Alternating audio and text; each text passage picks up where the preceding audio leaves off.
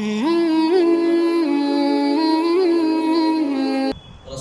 सल्लल्लाहु अलैहि वसल्लम ने इरशाद फरमाया, जब इंसान अपने बिस्तर पर सोने के लिए पहुंचता है तो एक फरिश्ता और एक शैतान उसकी तरफ लपकता, उसकी तरफ दौड़ कर आते हैं, उसके करीब हो जाते हैं।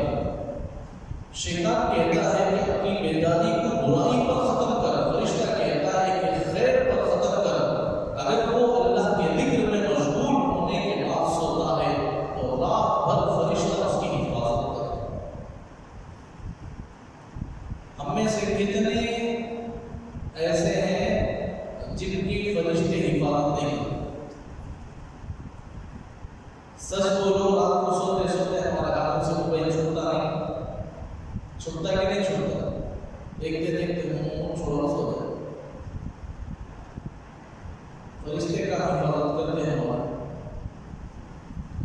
अल्लाह हमें सही समझ के तौफीक दे।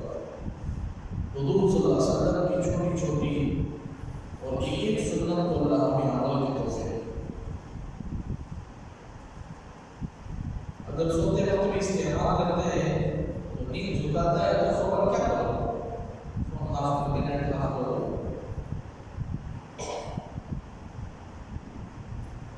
आमतौर पे रात को किसी को जरूरत पर फोन करे तो फोन उठाते हैं, स्लो उठा मुझे तो सेलेक्ट करते सो में कई को लगते सेलेक्ट तुम नो सेलेक्ट कर देते फजर को भी उठने की तौफीक होती। रिंगटोन रखो,